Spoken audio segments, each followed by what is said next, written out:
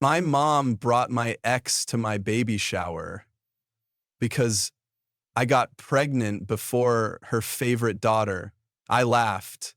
Then he opened his mouth. Everyone froze when Derek walked in. The music, the laughter, even my cousin's toddler stopped babbling. I remember gripping the edge of the table thinking maybe this was a prank. Maybe my mom had finally cracked. But no, she beamed like this was some grand reveal. "Look who I brought," she announced, like he was a celebrity instead of the man I broke up with 3 years ago. I was 7 months pregnant, married, happy, and here she was, dragging my past through the door like it belonged at my future party. At first, Derek just stood there, awkward, eyes darting everywhere but at me. Then he cleared his throat, and everything changed. He didn't just come to say hello. He came to blow up the lies my mother had been whispering behind my back. In front of my husband, my family, my friends. By the time he finished talking, my mom's smile was gone, so was her pride. And for the first time in my life, I wasn't the one left humiliated. Growing up, I never called her mom. She said it made her feel old, Monica, she'd correct, with a little laugh and a flick of her hair. Like motherhood was something she was doing part-time, not a role she fully embraced. I didn't understand it when I was little. I just knew I had to get used to calling my mother by her first name, like we were co-workers, not parent and child. Still, there were good moments, sweet ones, when it was just the two of us. Late nights eating cereal on the floor because she said dining tables were too formal, or when she let me sleep in her bed during thunderstorms and whispered stories about how I was her little accident miracle. Monica got pregnant with me in high school. My dad, Blake, wasn't in the picture beyond some child support and the occasional weekend visit. She always made sure I knew that. "I raised you alone," she'd say, like it was both a badge of honor and a weight I owed her for carrying. And I did owe her, didn't I? At least I believed that for a long time. I tried to be the kind of daughter who didn't ask for much. I did my homework without being told. I learned how to make mac and cheese by 6. I folded her laundry. I told her she was beautiful when she came home crying from a breakup. I was good at reading her moods, tiptoeing around the sharp edges of her disappointment. When things were good, they were light and funny and a little chaotic, but warm. When things were bad, well, I learned to make myself small. And Riley was born. Monica married Greg when I was 6, and within a year, Riley arrived like some kind of golden child. Blonde curls, blue eyes. Everyone said she looked like Monica. I didn't. I looked like Blake. It didn't take long for the balance to shift. Suddenly, Monica had rules. For Riley's sleep schedule, for Riley's meals, for Riley's future. She read parenting books, cooked real meals, took photos of every moment, from Riley's first giggle to her first time eating peas. With me, there were no photo albums, just blurry shots on old phones, half of which I'd taken myself. Remember once, maybe when I was around 9, I asked Monica if she loved Riley more. She didn't even flinch. She just looked at me and said, "Don't be dramatic, you're older. You don't need the same things." But it wasn't about toys or bedtime stories. It was the way her eyes sparkled when Riley walked into the room. The softness in her voice, the way she hugged her without being asked. It hurt? Of course it did. But I kept trying. I volunteered to babysit. I helped Riley with her homework. I cheered at her dance recitals, even when Monica didn't show. I wanted to believe that if I was useful enough, patient enough, maybe one day she'd look at me the way she looked at Riley. There were moments when I thought I got close, like the day I won a writing contest in middle school. I remember holding the certificate out to her, beaming. She smiled, barely, then said, "That's nice, but why didn't you tell me you were entering? I could have helped you write something even better." I laughed it off, swallowed the sting. That became a pattern, celebrating quietly, alone. But even with the imbalance, I didn't stop loving her. You can't unlove your mother, even when she only loves you halfway. So I stayed. I defended her when my dad said she wasn't being fair. I made excuses when my stepdad grew distant. I convinced myself that maybe, just maybe, her love looked different because I was stronger, older, low maintenance, she used to call me. I wore it like armor. But deep down, all I wanted was for her to see me, not as an obligation, not as her shadow, just me. It wasn't until I went away to college that I started feeling the full weight of that longing. She didn't call, not really. Riley did, Greg did, even Blake did. But Monica, months could pass without a word. And when I'd come home, she would always say, "Wow, look who finally remembered they have a family," as if I was the one who forgot. Still, I brought her flowers, told her about my classes, tried to rebuild something I wasn't even sure existed. I told myself things would change, that once I graduated, once I had a career, once I proved I wasn't the burden she'd always hinted at, she'd be proud of me. But pride was reserved for Riley, and I was still just the accident. The signs had always been there, I just didn't want to see them. At first, it was small things, tiny cuts that didn't bleed right away, like how Monica would forget to tell me about family dinners, but somehow Riley always knew. Or how she'd post pictures of Riley on Facebook with captions like, "So proud of my baby girl," but never mentioned me, even when I made the dean's list. She said I was more private, like that excused her silence. Then came the birthdays. Riley's parties were full-on productions, balloons, themes, DJs, custom cakes. I remember one year Monica rented a pony and turned our backyard into a mini petting zoo. The entire neighborhood showed up. My birthday? A pizza. Sometimes. One year, she forgot until I reminded her at dinner.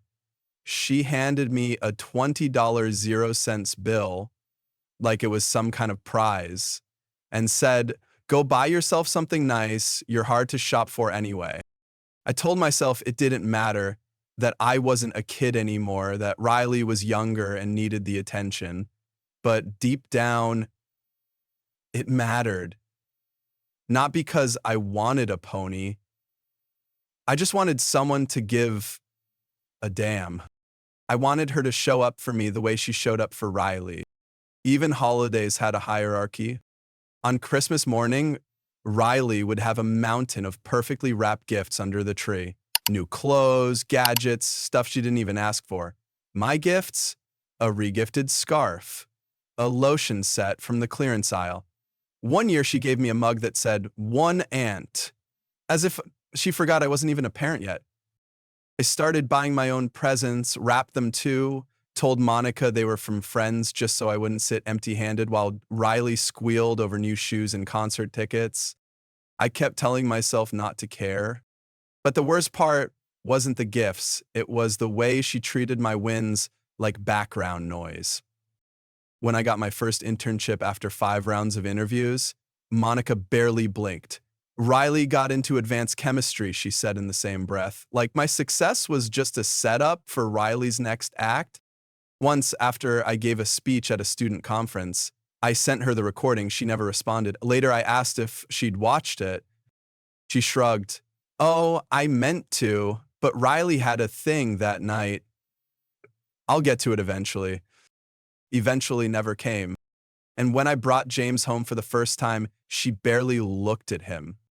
"I just hope he's not another Blake," she said, loud enough for both of us to hear. I laughed it off, but James didn't. He told me later, "I don't think your mom likes me very much." It wasn't that she disliked him, she just didn't think anyone I chose was worth her attention. Because in her mind, I wasn't worth it. She loved to say things like, "You're independent, you don't need all that validation." But I wasn't asking for a parade, I just wanted the same energy she poured into Riley. The final straw came during Riley's high school graduation. Monica cried, took hundreds of pictures, made a slideshow, wrote a speech. She even rented out a restaurant for a private dinner. When I graduated college a year later, she showed up late, sat at the back, didn't bring flowers, barely clapped. James caught me staring at her during the ceremony, my face tight. "Hey," he whispered, "look at me. You did this, not for her. For you." I smiled, but inside I felt that old ache again, that quiet, familiar burn of being invisible. Even Greg, my stepdad, started noticing. One evening after dinner, he pulled me aside. "You know," he said gently, "you don't have to keep chasing her approval. Some people just don't know how to love evenly." Didn't say anything, just nodded. Because admitting he was right would mean facing a truth I'd been running from for years. That my mother had made it perfectly clear I would never be the daughter she wanted. When I told Monica I was getting married, she stared at me like I had just confessed to committing a crime. "Already?" she asked, setting down her coffee mug like I had offended her kitchen table. I had just finished explaining that James and I had decided to tie the knot before the baby came. We wanted something simple, intimate. I had imagined her smiling, maybe asking for help. Instead, she folded her arms and said, "You should have waited. You always rush into things. You're just like Blake." um, and just like that, the moment was tainted. James was nothing like my father. He was steady, thoughtful, and patient. He wasn't a man who vanished when things got hard, but Monica didn't care. All she saw was me doing something first, before Riley. That was the real issue. You didn't even try to hide it. "I always pictured Riley being the first to give me a grandbaby," she muttered one day like it was some race Riley had lost. I was used to her comparisons, but hearing her say it out loud, like my child was an inconvenience to her expectations, was a new kind of sting. The wedding came and went. Monica showed up late, wore white, sat in the back, and didn't speak during the vows. I saw her scrolling through her phone during our first dance. I should have taken that as a warning. But I still sent her the first sonogram photo when we found out the gender. I still invited her to every milestone appointment.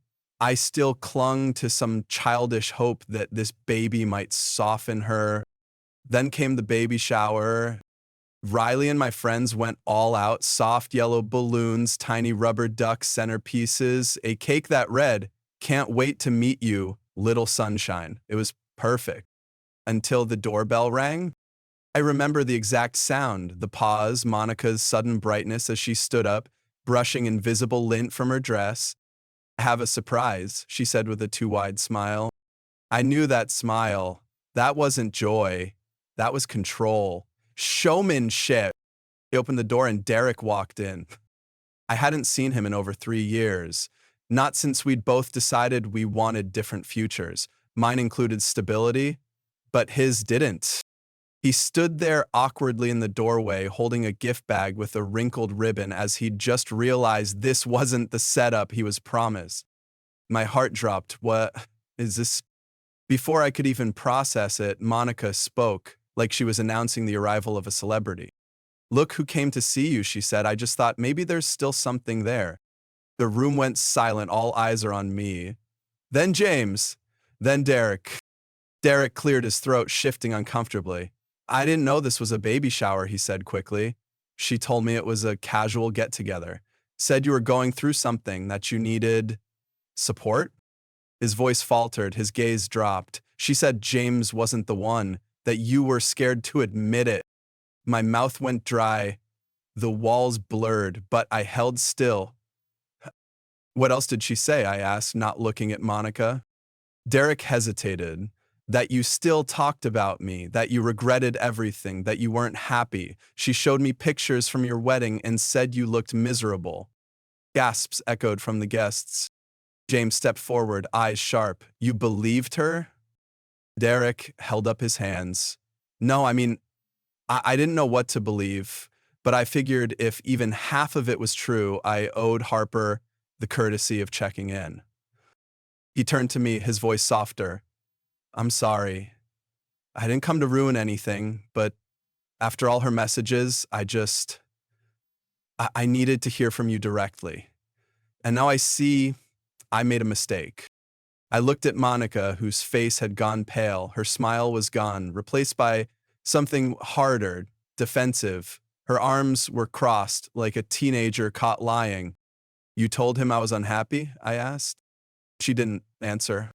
You told him to come here to fix me? Still nothing. I stepped closer. You lied to him. You lied about me, and you did it during one of the most important moments of my life. Her lip trembled, but I didn't care. You couldn't stand that I got here before Riley, so you tried to rewrite my life like it was some soap opera. And the worst part, you really thought I'd go along with it? James reached for my hand, but I wasn't done. You've always made me feel like I wasn't enough. Not as pretty, not as lovable, not as worthy as your perfect daughter. And now that I've finally built something good, you tried to destroy it. I took a deep breath. Well, congratulations, Monica, you destroyed something. She blinked. Harper, wait. No, I said, my voice steady. You don't get to be part of this anymore. You're not welcome in my child's life. You've shown me exactly what you're capable of. Harper's knees locked, but her mind ran. Derek wasn't just any ex. He was my almost, the man I'd almost moved in with, the one who made me believe in safe love again after years of never feeling chosen. Not by my father, not by Monica. For 2 years, I thought Derek might be my out, my proof that I was lovable. But Derek couldn't offer stability. He had ambition but no anchor. He loved unpredictably and lived like responsibility was a threat. I left because I wanted peace, because he didn't want kids and didn't believe in marriage. So to see him standing there at my baby shower, dragged in as some twisted upgrade in Monica's fantasy, that hurt deeper than anything else. Aunt Lillian whispered something to her husband. Riley looked like she wanted to disappear. Mike's jaw was locked so tightly he looked ready to explode. Monica stood frozen like a politician mid-scandal. Her cheeks burned, her hands twitching at her sides. No one said a word. And me, I felt nothing. No panic, no racing thoughts, just cold. Like something had finally snapped and now all the noise in my head had gone quiet. I looked around the room, my real support system, James, who had never missed a single doctor's appointment, Riley, who made me laugh when I cried from swollen feet, Mike, who'd told me last week, you're going to be a better parent than your mom ever was, and Monica? Monica stood across the room, alone. Finally, I spoke, clear, sharp. You are not invited to the birth, you're not welcome in my delivery room, and unless you change drastically, you'll never meet this baby. Monica blinked hard. You don't mean that. I do, I said, my voice steady. You've been sabotaging me my entire life. This is your final act?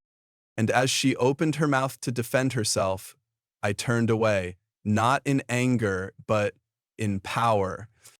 Because the part of me that once needed Monica to love me finally let go. I kept it together until the last guest left. The moment the front door closed behind them, I collapsed into James's arms, and for the first time that day, I let myself fall apart. He held me silently, rubbing small circles into my back while I sobbed into his shirt. I couldn't breathe, not because of Derek, not even because of Monica's lies, but because I realized something had snapped inside me, something that would never quite repair the same way again. The next few days blurred together. I stayed in pajamas, ignored texts, turned my phone face down and left it that way. Monica sent a few messages, long, dramatic ones, half apologies, half accusations. She blamed pregnancy hormones, said I had overreacted, claimed Derek misunderstood her intention. I didn't reply. Riley came by the day after the shower. She stood on my porch holding my favorite ice cream, looking like she wanted to cry. I opened the door, saw her lips part to speak, and just shook my head. Not yet, I said, voice hoarse. She nodded and left the ice cream on the step. I hated the silence between us, but I couldn't break it, not while my mind was still drowning. At night, I curled into the far edge of our bed staring at the ceiling. James would touch my arm gently, ask if I was okay, and I'd whisper, "I'm fine," even though I felt like a ghost in my own life. I couldn't shake the thought that maybe Monica had been right. Not about James, not about Derek, but about me. What if I wasn't ready for this? What if becoming a mother meant losing myself the way she claimed she had? What if, despite all my best intentions, I ended up just like her, presentful, emotionally absent, and toxic? The baby kicked and I barely reacted. It scared me. I used to press my hand against my belly and smile every time she moved. Now I just closed my eyes and wished I could sleep through it all. One night I found myself Googling things I didn't dare speak out loud. How to parent without a mother. Can you break the cycle of toxic motherhood? Will my baby hate me? The search results didn't give me peace. I remembered my therapist's words from months ago. You grieve the mother you never had, and that grief never really leaves. It just softens. But it didn't feel soft. It felt jagged, alive, like I was choking on something that wouldn't go down. I didn't talk to anyone, not even James. I couldn't explain it. This wasn't just sadness, it was a shame. Shame for needing a mother I never had. Shame to still being hurt by someone I should have learned to block out years ago. Then one afternoon, I stood in the nursery staring at the half-finished crib. The room was a mess. Diaper boxes, wall decals, unopened baby books, a space meant for joy, now heavy with dread. I sank to the floor and sat there staring at a stuffed bunny someone had gifted me. It looked untouched, like everything else. James found me like that, quiet, empty. He didn't ask questions. He just sat beside me and handed me a tiny onesie. Yellow, soft cotton. It read, "Loved from day one." He said, "She's gonna know she's loved every second. That's all that matters." His voice cracked at the end, not because he doubted me, but because he saw what I was afraid to say out loud. "I don't want to be her," I whispered. "You won't," he said immediately. "You don't know that." "I do," he said, "because you care enough to be afraid. That alone makes you everything your mother never was." And finally, I cried. But this time the tears didn't drown me, they cleared something. I thought about my daughter, about the little life growing inside me, about the second chance I had, not just to love her, but to rewire something in myself, to end the cycle. Later that evening, I texted Riley, just 2 words, "Thank you." She replied instantly, "Always." And somehow even that helped. I wasn't okay, not fully, but for the first time in days, I believed I could be. Healing didn't come like a thunderclap. It came like a slow light leaking through a crack. The morning after the baby shower disaster, I couldn't get out of bed. Not because I was tired, but because I felt like if I moved, I might shatter. James sat beside me, reading quietly, pretending not to watch me unravel, one breath at a time. He didn't push, just held space for me. That somehow was more powerful than anything he could have said. For the first few days I went numb. I moved through the house like a visitor, ignored Monica's texts, 1 minute apologizing, the next blaming me. I deleted them all. Even Riley's messages went unread. Though I loved her deeply, I just didn't have the energy to explain the weight sitting on my chest. But eventually, numbness gave way to something else. Resolve. It began the day I stepped into the nursery. The room still smelled of fresh paint and unopened cardboard. The crib was half built. A pile of baby clothes still had tags. And yet, in the middle of the mess, I saw a tiny sock lying alone on the floor, pale yellow, smaller than my fist. I stared at it until tears blurred my vision. That sock belonged to someone real, someone coming, someone who needed me whole. That night, I texted Riley, "I think I'm ready to talk." He showed up an hour later, no questions asked, with Thai takeout and a face full of relief. We sat cross-legged on the living room floor. I didn't say much at first, just cried into my pad thai. She handed me napkins like it was the most natural thing in the world. When I finally spoke, I said, "I'm terrified." "Of what?" of turning into her. Riley didn't try to tell me I wouldn't. Instead, she looked me dead in the eye and said, "Then don't." Something about the simplicity of that unlocked something. I called my therapist the next day and scheduled an emergency session. For the first time, I didn't go to discuss Monica. I went to discuss me, my patterns, my fears, my future. I don't want to parent from fear, I told her. I want to parent from intention. She smiled. That's the difference, and you already made it. From then on, things changed. James and I finished the nursery together. We folded onesies and argued playfully over which wall the changing table should go on. I started talking to the baby again, rubbing my belly when she kicked, singing softly at night. I made a new rule. Peace was the price of admission to our lives. But anyone, family or not, who couldn't respect that didn't get access. Monica didn't make the cut. I told James and he backed me completely. If she tries anything, I'll handle it, he said. You don't even have to lift a finger. For the first time in my life, I believed someone when they said they'd protect me. We mailed out a birth announcement list. Monica wasn't on it. That felt like closure, not out of spite, but out of choice. 2 weeks before my due date, Riley threw me a mini Rito shower. Just a few friends, soft music, no surprises. There was laughter, silly games, and a banner that read, "You've already broken the cycle." I cried when I saw it because I believed it.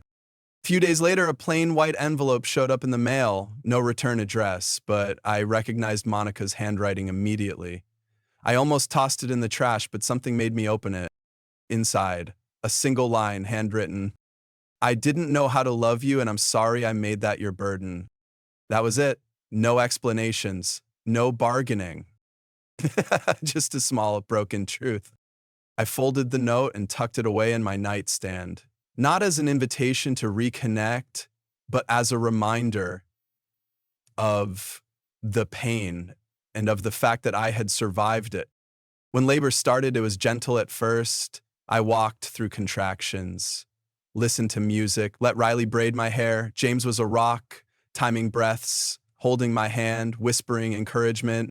Hours later, when our daughter entered the world, everything changed. They placed her on my chest, warm and tiny, and blinking like the light hurt her eyes. She wrapped her fist around my pinky, and in that instant, I knew one thing with absolute certainty.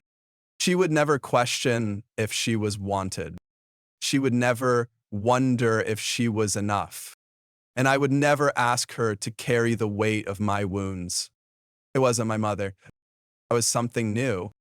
It started with a knock at the hospital door. 3 days after our daughter was born, just as I was learning how to hold her without feeling like I might break her, just as I was catching my breath between feedings and visitors, just as peace was starting to root itself in me, there was that knock. James opened the door and froze, and then he stepped outside and closed it behind him. My pulse jumped. I knew. Monica. I heard only murmurs through the wall, but I could tell from James' tone that he wasn't yelling. He was warning. His voice was low, firm. I heard her snap back louder, but still restrained. A nurse passed by and shot me a curious look through the glass window, as if checking whether I needed help. I didn't. I was done needing help to deal with her. James came back inside a minute later, his jaw clenched. She's downstairs. She brought a gift. I blinked. For the baby? He nodded. She said she just wanted to see you. Said she'd be calm. Did she look calm? He didn't answer, which told me everything. Tell her to go, I said. She's already leaving, I made that clear. But I knew Monica, she never left quietly. And I was right. 2 days later, we got home, exhausted but glowing. Riley had filled our fridge. Mike and Leah had sent a basket of flowers and pre-cooked meals. Even my old college roommate sent a handwritten card. But then, another knock. This time, James wasn't fast enough. I opened the door and found Monica standing there. She looked different. Not disheveled, not polished, just human. Like Grief had finally caught up to her and was dragging her by the collar. "I know I'm not welcome," she began, eyes darting past me, probably looking for the baby, "but I need to say something." I stepped outside and closed the door behind me. James appeared a second later, the baby in his arms. Monica saw the bundle of pink and leaned slightly toward it instinctively, like her body couldn't help itself. I stepped between them. "Don't," I said, voice flat. She flinched. "I just want to apologize for everything, for the party, for Ian." "You don't get to list bullet points and call it an apology," I snapped. "You crossed a line." "I know," she said quickly, "but I've been thinking a lot about how I treated you, about the way I made you feel." Second, "You weren't. I just—" I shook my head. "You don't get to rewrite the story." Silence fell. James backed into the house again, cradling our daughter. I didn't even look. I kept my eyes on Monica. She looked like she might cry. But I didn't care. "I've done a lot of work," she said, trying again. "I'm in therapy, real therapy this time, weekly. I'm trying to fix things." "Good," I said, "but that's not my job to monitor." "I'm your mother." "No," I said. "You're the woman who raised me, who made me doubt myself, who made me feel like I had to earn basic love." She covered her mouth like she'd been slapped. "But I'm a mother now," I continued, voice trembling, "and my job is to protect my daughter, not from monsters, but from pain. I know too well, and right now, that means protecting her from you." Tears fell, real ones this time. "I'm not asking to babysit," she whispered, "or even be a grandma. I want a chance to try, to show her I can be better." I looked at her, at the woman who once called me selfish for needing a birthday cake, who brought my ex to my baby shower and called it love. I could see for the first time how small she really was. Not evil, not powerful, is broken. Still, I stayed firm. "Maybe one day," I said, "if you stay in therapy, if you do the work, if you apologize not to me, but to everyone you've hurt, then maybe. But that day is not today." She nodded as she understood. Then she reached into her coat pocket and pulled out something small. A necklace. Gold. Dainty. A charm that read, "Grace." "For her," she said. "It was mine when I was a girl. My mom gave it to me before everything went wrong." I didn't take... "She's not your redemption arc," I said. Monica's shoulders sank. She left the necklace on the step and walked away. It was the last time I saw her. Later that night, I sat on the couch with James, baby sleeping on my chest, Riley sending a playlist in our group chat. We didn't talk much, just held each other in silence. I picked up the necklace, eventually, turned it over in my hand. Then I tucked it into a drawer, not as a keepsake, as a warning, because I knew this story wasn't about Monica, and it was about me and the girl I had been and the woman I had become. Later that week, I sat down and wrote a letter, not to Monica, but to myself. The version of me who had spent her childhood tiptoeing around a mother's mood swings, trying to earn scraps of affection. The girl who believed love had to be won. I wrote, "You are not hard to love. You were just raised by someone who didn't know how to give it." I taped it inside my journal and read it every morning for a week. Then I started writing more about boundaries, about healing, about softness. Sometimes I wrote while Grace napped on my chest, and sometimes when James took her for a walk, the house was still. Writing helped me reclaim the narrative.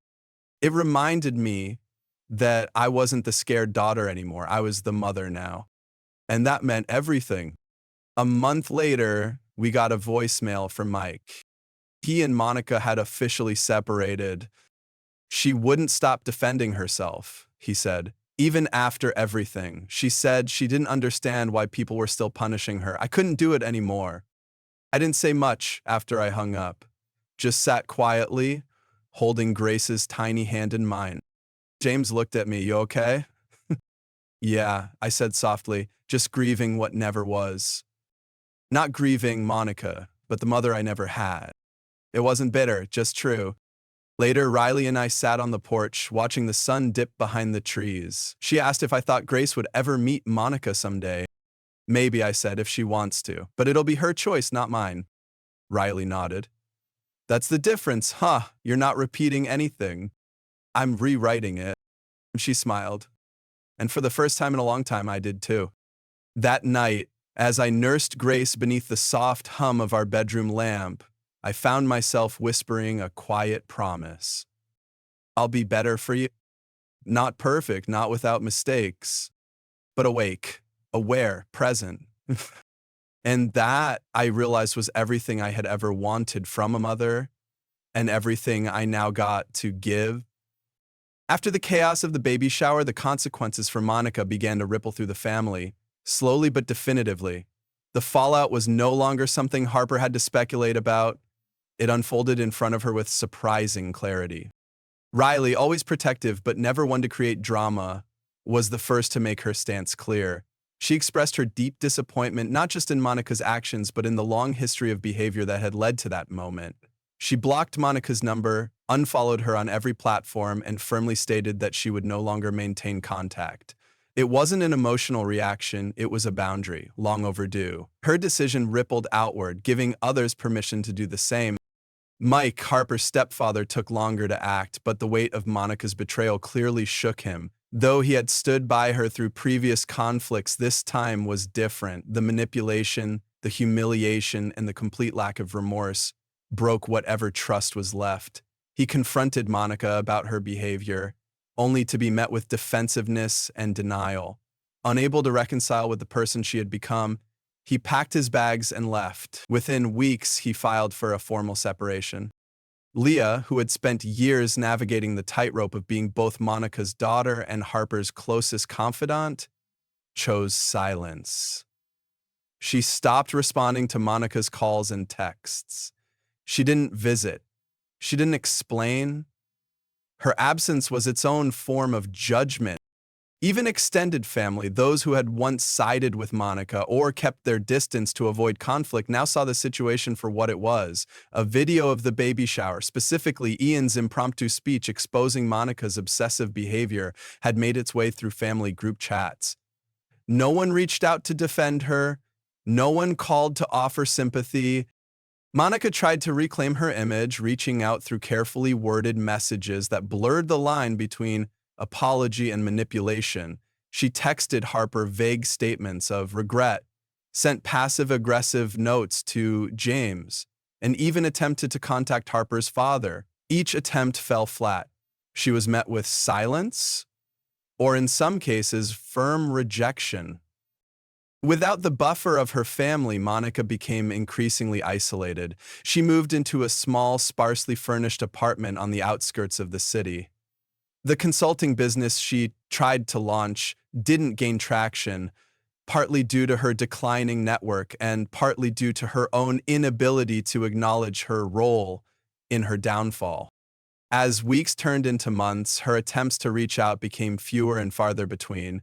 Occasionally, Harper would receive a message, sometimes a forwarded meme, sometimes a one-line thinking of you, but she never replied. She didn't need to. Her silence was no longer a reaction, it was a decision. In a quiet cafe one afternoon, Mike passed Harper the paperwork from the separation. He expressed regret not just for Monica's actions, but for the role he had played in enabling them. He admitted he had mistaken loyalty for love and tolerance for strength. His departure wasn't fueled by spite, it was survival. He needed to be free too. Riley stayed true to her word. She never reconnected with Monica, and when asked, simply said that she no longer had room in her life for people who confused control with care. Monica's world, once bustling with people and influence, had shrunk into a silent echo chamber.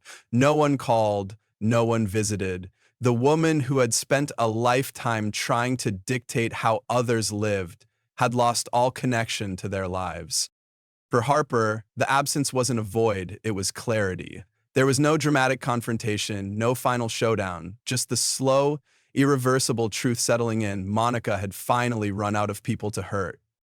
And in the stillness that followed, Harper felt the one thing she never expected to feel when thinking about her mother: relief. Months later, word spread that Monica had withdrawn entirely from social events. She stopped attending neighborhood functions, declined invitations from distant relatives, and let her once carefully maintained social media presence go silent.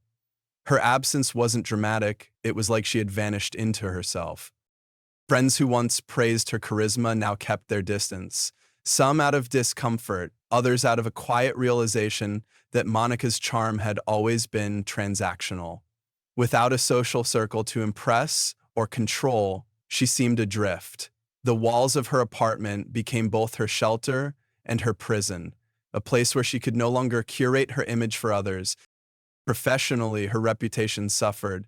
A few former clients had caught wind of the family drama, and although no one stated it outright, inquiries into her consulting services dwindled. Without glowing testimonials or referrals, her work dried up. In moments of reflection, Harper imagined Monica alone in that apartment, surrounded by fading photographs and unanswered texts, wondering where everyone had gone. But unlike the girl she once was, Harper no longer carried guilt for that image. She understood now that estrangement was not cruelty, it was consequence, a boundary enforced not by vengeance, but by necessity. Harper never responded to the messages that occasionally trickled in, those thinly veiled bids for sympathy or connection disguised as jokes or nostalgia. She no longer needed closure. What she needed, she had built. A home rooted in love, a circle of people who showed up not because they were manipulated, but because they wanted to be there. In time, even the curiosity about Monica faded. She no longer felt the urge to explain herself to others, to justify the distance, or to relieve the pain. Her story had moved forward, and Monica, left behind by her own choices, became just a chapter, a painful one, but closed all the same. There was no final letter, no tearful apology, no sudden change of heart, just silence. And in that silence, Harper found something she had never expected from the wreckage: freedom. The kind that doesn't need permission or acknowledgement. The kind that grows slowly, rooted in the decision to stop chasing love that hurts. Monica faded into the background of Harper's life, not as a looming shadow, but as a distant noise finally switched off. The story didn't end in confrontation or closure. It ended in peace. There are still days when Harper finds herself replaying the past, not out of pain, but out of wonder at how far she's come. When she walks through the hallway of her home and hears her daughter's laugh echoing from the living room, it sometimes brings tears to her eyes. Not the kind that sting with sadness, but the kind that release something she didn't know she'd been holding. The weight of not being chosen, of being compared, of constantly striving to earn love that was never given freely. She used to carry that like armor. Now she sets it down. Motherhood, for Harper, has not been about perfection. It's been about presence, about breaking cycles she never asked to be part of it, about learning how to nurture without conditions, something she had to teach herself piece by piece. There are moments when her daughter Grace cries in frustration or throws a tantrum over something small, and Harper feels the familiar urge rise to suppress, to control, to quiet. But then she pauses. She gets down to her daughter's level, meets her eyes, and reminds herself that this is what healing looks like. Listening to the little girl in front of her and the little girl inside her at the same time. She doesn't always get it right, but she always returns to the intention. That's what matters. Sometimes people ask her if she regrets cutting off contact with Monica, if she ever misses her mother. The question used to make her defensive, now she just breathes. I don't miss who she was, she'll say. I miss the mother I never had. It's not bitterness, it's true. There's a difference between grieving someone and grieving what they never gave you. Harper has learned to tell the two apart. She doesn't stalk Monica's social media. She doesn't ask Leia for updates. She no longer wonders whether Monica feels remorse or loneliness. That part of her story has closed. Instead, Harper fills her life with what she used to chase, safety, warmth, and softness. She builds it slowly, deliberately, with Phil, with grace, with a family she has chosen and who chooses her back every day. She still lights candles on her birthday, still listens to the playlists her dad made for her back in college, still keeps the childhood drawings that Leah once gave her, now framed in her daughter's nursery. These rituals, however small, remind her that she has always been loved, even when Monica made her feel otherwise. Harper doesn't believe in erasing the past, she believes in weaving it into something stronger. Every hurt, every slight, every unanswered question, they're not undone, but they're no longer the loudest voices in the room. The story she tells herself now is different. It's not one of brokenness, it's one of becoming. When Harper looks in the mirror, she sees someone who didn't just survive her mother. She rebuilt herself in spite of her. And that version of her, that woman, she's enough. One day, Grace might ask about Monica, about why they don't visit Grandma, about the silence in that part of the family tree. Harper doesn't dread that conversation. She's already thought about what she'll say. That love is not just a feeling, but a responsibility. That family isn't who you're born to, but who shows up for you sometimes. To protect what you're building, you have to walk away from what hurt you. Even when it came wrapped as a parent, she won't speak with bitterness. She'll speak with clarity because the greatest gift she can give her daughter isn't a perfect legacy. It's honesty and the freedom to choose her own. And so the story continues, not neatly tied up, but wide open, with more chapters to write, more memories to make, more healing to unfold. And at the center of it, a woman who once believed she was too broken to be loved, now standing whole, holding her child and knowing she is exactly where she's meant to be.